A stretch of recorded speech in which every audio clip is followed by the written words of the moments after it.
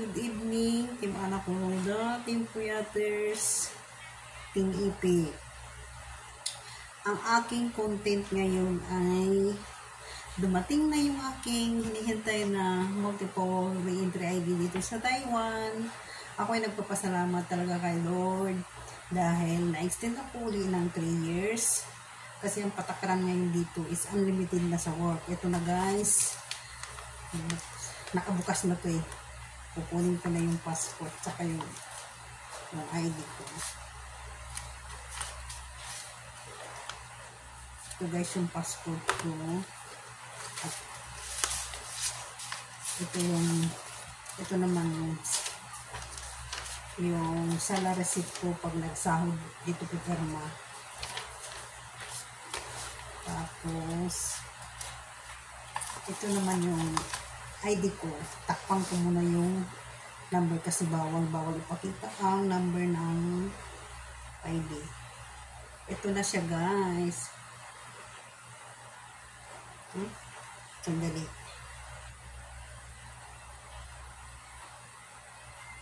Ito na siya guys. Multiple re-entry na. Thank you talaga. Dumating na. May nagpapasalamat sa aking mga amo na in-extend ako nila uli ng 3 years para magtrabaho ulit dito kasi maganda na yung patakaran nga dito sa Taiwan, unlimited na sa work. Pero ako, patapusin ko lang yung 3 years ko na kontrata, uwi na rin ako, magpuribot na ako guys kasi may edad na rin ako eh. At saka hindi ako nakakaranas kasi ng yung nakapag-relax talaga nakapag-relax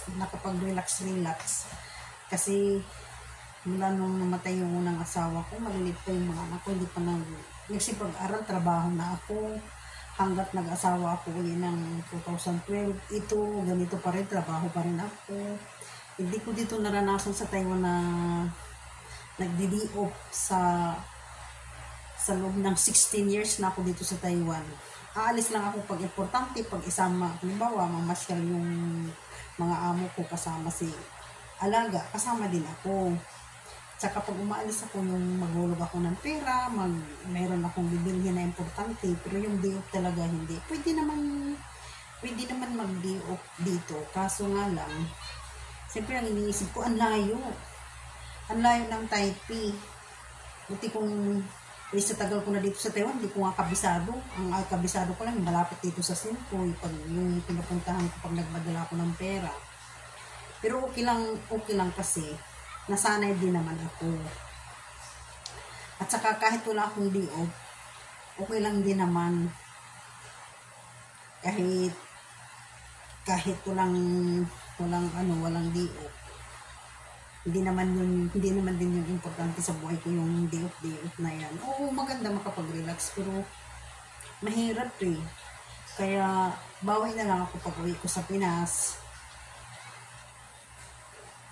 Tsaka kahit itong silula, minsan ang ugali sala sa lamig, sala sa init, okay lang pagtsatsagaan ko lang. Ika nga ang kasabihan, kung wala kang tiyaga, wala kang nilaga. Kaya dapat lang talaga pag nag-abroad ka, kailangan lang talaga yung malakas ang loob mo. Kailangan matyaga ka, matiisin. Yun. Kasi bihira lang yung makatagpo ka ng amo na kunti lang din ang trabaho. Swerte mo pag kunti lang ang trabaho. Dito sa akin, Diyos ko, ang laki-laki nitong bahay. Hanggang 7th floor, nililinis ko yan.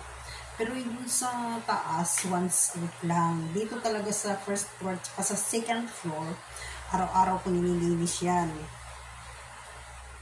At saka pag wala naman sila dito, Lunes hanggang Biyernes, hindi naman kahit pa paano nakakapagpahinga din naman ako ng 1 oras.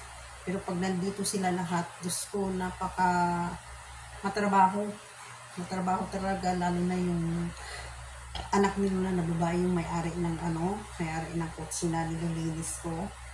Naku, grabe yun. At saka grabe sila makautos, pero no choice ako kasi Siyempre, katulong ka lang eh. Wala ka talagang magawa. Kahit kumakain o utusan ka, hindi ka pwedeng hindi ka makahindi. Ganun talaga ang buhay ng mga OFW.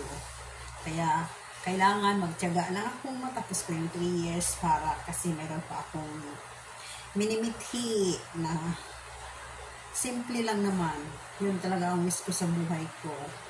Naway matupad lahat yun. Kasi natupad naman yung iba. Ako nagpapasalamat din kay Lord kasi yung mga miniwish ko na iba, binibigay din naman niya. Okay guys, Team Puyaters, Team Anak Kuruda, Team Ipik, dito na nagtatapos ang aking pinagagawang video. Maraming salamat sa inyong support kahit hindi ako naman talaga dito sa YouTube. Maraming salamat sa inyong lahat. Bye guys!